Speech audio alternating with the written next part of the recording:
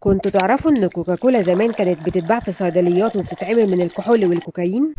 النهارده هنرجع بالزمن لسنة 1886 في ولاية جورجيا وتحديدا في مدينة أتلانتا. كان في صيدلية صغيرة اسمها جاكوبز وكان بيشتغل فيها صيدلي اسمه جون. جون كان راجع من الحرب متدمر جسديا ونفسيا ومدمن مورفين. قرر يعمل تركيبة تريحه من الإدمان وتدي شوية نشاط، فعمل خلطة من النبيت الأحمر مع مستخلص أوراق الكوكا اللي فيها مادة الكوكايين وحط عليها كافيين وسمى الخلطة فرنش واين كوكا، وكان بيقول إن هي بتشيل الاكتئاب وتزود النشاط. لكن بعدها بشهور قليلة الولاية منعت الكحول وجون شال النبيت من الخلطة وحط بدلها مية وسكر وسماها كوكاكولا، وكان بيقدمها كشراب عادي في الصيدليه، مشروب منعش وعلاجي. بس في مره المساعد بتاعه بيعمل الخلطه وغلط وبدل ما يحط الميه حط ميه غازيه وباعها لزبون من غير ما ياخد باله، والزبون عجبه الطعم قوي، ومن يومها بقت كوكاكولا مشروب غازي والناس كانت بتقف طوابير عليه وكانوا فاكرينه علاج وهو فعليا فيه نسبه كوكايين حقيقيه. لكن للاسف جون مات مفلس من غير ما يشوف حلمه بينجح، وباع حقوق المشروب بثمن قليل قوي لرجل اعمال مشهور اسمه اسا كاندلر، واللي عرف يسوق كوكاكولا بشكل عبقري وحولها من دواء لعلامه تجاريه بقت رمز امريكا. انما تفضل الحقيقه دي زي ما هي، كوكاكولا في بدايتها كانت كحول وكوكايين واتخلقت من غلطه وبقت اسطوره.